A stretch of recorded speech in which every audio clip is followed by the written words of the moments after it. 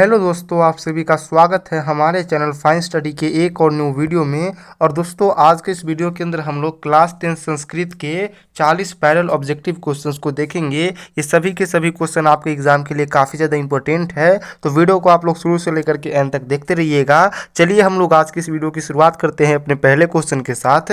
पहला क्वेश्चन आपसे कहता है कि आधुनिक काल की संस्कृत लेखिकाओं में अधिक प्रसिद्ध कौन है। तो ये काफ़ी अच्छा क्वेश्चन है। आप सभी लोग याद रखिएगा कि आधुनिक काल की संस्कृत लेखिकाओं में सबसे अधिक प्रसिद्ध है पंडिता क्षमा राव। ऑप्शन नंबर ए इसका बिल्कुल ही करेक्ट आंसर होगा।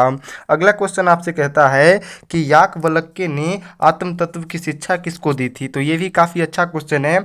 आप लोग याद रखिएगा कि याज्ञवल्क्य ने आत्म तत्व की शिक्षा दी थी मैत्रेयी को। और मैत्रेयी कौन है, ये क्वेश्चन भी आपसे पूछा जाएगा, तो आप लोग याद रखिएगा मैत्रेयी जो है वो याज्ञवल्क्य की पत्नी है। तो ऑप्शन नंबर ए इसका बिल्कुल ही राइट आंसर होगा। अगला क्वेश्चन तीसरा नंबर आपसे पूछा गया है कि किसके गीत देवता भी गाते हैं। यह भी संस्कृत का बहुत ही बेहतरीन क्वेश्चन है। आप लोग याद रखिएगा कि भारतवर्ष यानी कि अपने भारत देश के गीत देवता भी गाते हैं। तो ऑप्शन नंबर ए इसका बिल्कुल ही राइट आंसर होगा।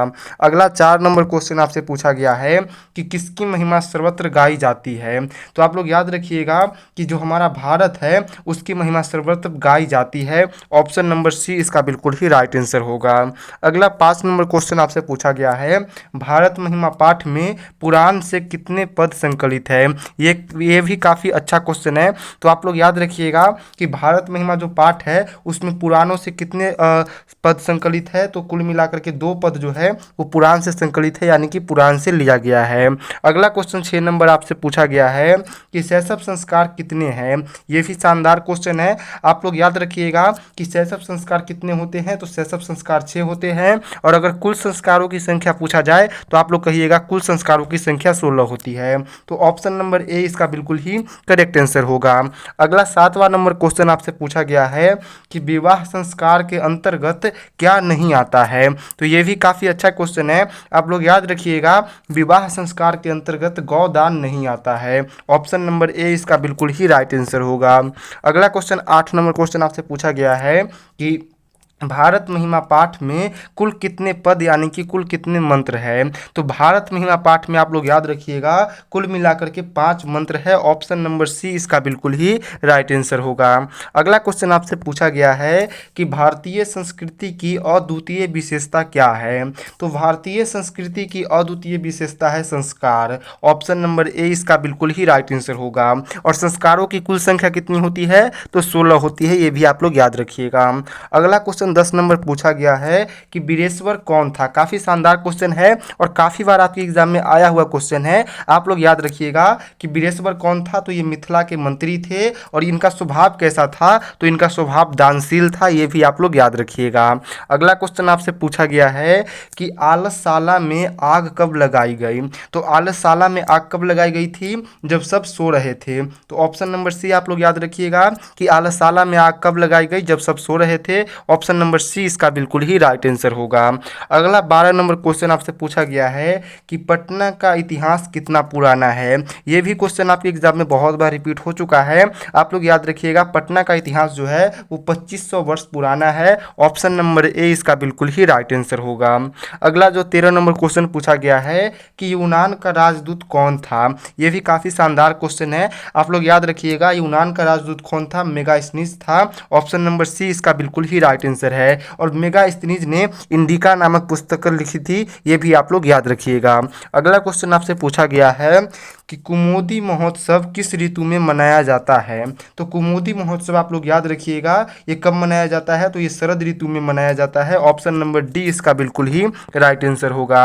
अगला 15 नंबर क्वेश्चन पूछा गया है कि सरस्वती का कुल गृह कौन सा महानगर था।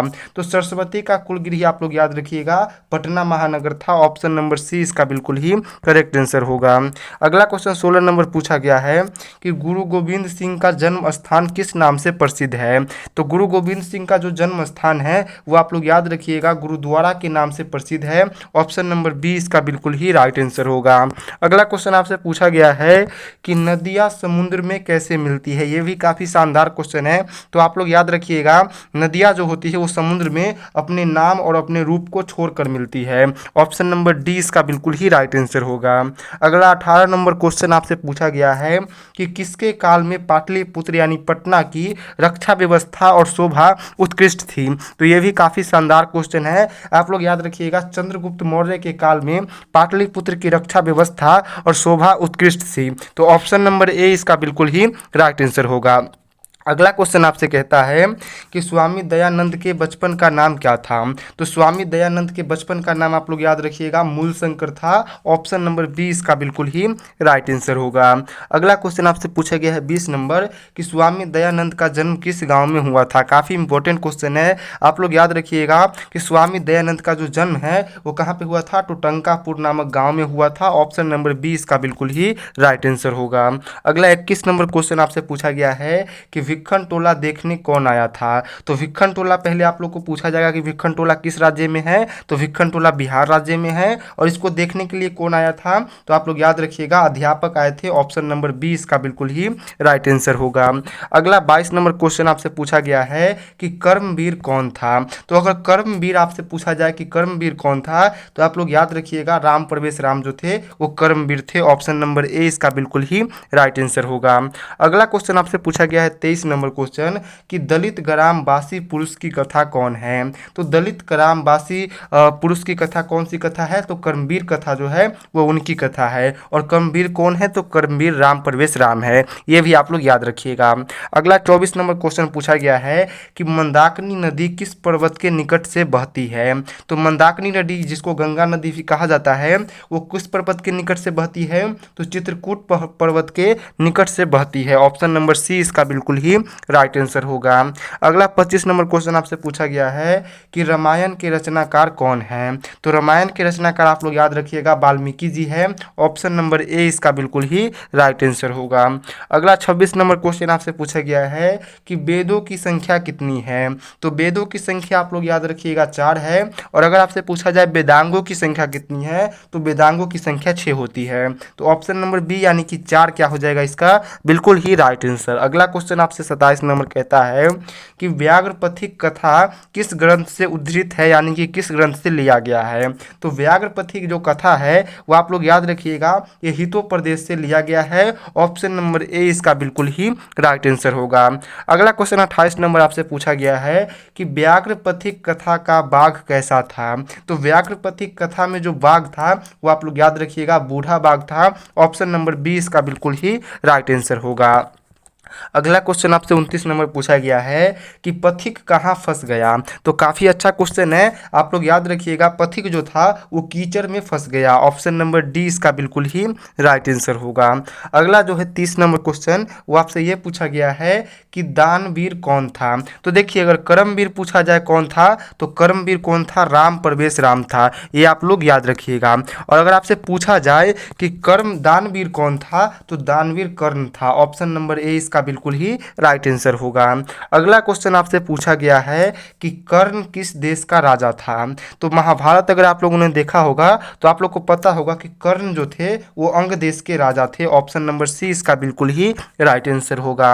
अगला 32 नंबर क्वेश्चन है कि बैर से बैर का समन क्या है। तो बैर से बैर का समन असंभव होता है। ऑप्शन नंबर बी इसका बिल्कुल ही राइट आंसर होगा। अगला 33 नंबर क्वेश्चन आपसे पूछा गया है कि अपना और पराया की गणना कौन करता है। तो अपना और पराया की गणना करता है लघु चित्त वाले, यानी कि छोटे दिल वाले लोग जो होते हैं वो अपने पराये की बात करते हैं या उनकी गिनती करते हैं। ऑप्शन नंबर बी इसका बिल्कुल ही राइट आंसर होगा। अगला 34 नंबर क्वेश्चन है कि आर्यभट्टम किसकी रचना है। तो आर्यभट्टम आप लोग याद रखिएगा आर्यभट्ट की रचना है। ऑप्शन नंबर बी इसका बिल्कुल ही राइट आंसर होगा। अगला 35 नंबर क्वेश्चन है कि सत्यार्थ प्रकाश के लेखक कौन है। तो सत्यार्थ प्रकाश के लेखक आप लोग याद रखिएगा दयानंद है, यानी कि स्वामी दयानंद है। ऑप्शन नंबर 20 का बिल्कुल ही राइट आंसर होगा। अगला क्वेश्चन 36 नंबर पूछा गया है कि छात्रों के लिए तप क्या है। तो छात्रों के लिए आप लोग याद रखिएगा छात्रों के लिए तप है अध्ययन करना, यानी कि पढ़ाई करना। ऑप्शन नंबर 20 का बिल्कुल ही करेक्ट आंसर होगा। अगला 37 नंबर क्वेश्चन है कि धर्म की रक्षा किससे होती है। तो धर्म की रक्षा आप लोग याद रखिएगा सत्य से होती है। ऑप्शन नंबर ए इसका बिल्कुल ही राइट आंसर होगा। अगला 38 नंबर क्वेश्चन आप लोगों से पूछा गया है कि नरक के कितने द्वार होते हैं। तो नरक के आप लोग याद रखिएगा 3 द्वार होते हैं। ऑप्शन नंबर बी इसका बिल्कुल ही राइट आंसर होगा। अगला क्वेश्चन पूछा गया है 39 नंबर क्वेश्चन कि घर की शोभा कौन होती है। तो घर की शोभा स्त्री होती है। ऑप्शन नंबर बी इसका बिल्कुल ही राइट आंसर हो जाएगा। अगला और आखिरी क्वेश्चन जो कि 40 नंबर है, आपसे कहता है कि समाज की गाड़ी कैसे चलती है। तो समाज की जो गाड़ी है वो पुरुष और नारी दोनों से चलती है। ऑप्शन नंबर सी इसका बिल्कुल ही राइट आंसर होगा। तो दोस्तों होप कि आज का वीडियो आप लोग को पसंद आया होगा। अगर आपको ये वीडियो पसंद आया होगा तो वीडियो को आप लोग जरूर से लाइक कर दीजिए, साथ ही साथ इसको सब्सक्राइब और शेयर भी कर दीजिए। मिलते हैं अगली वीडियो में, तब तक के लिए बाय बाय।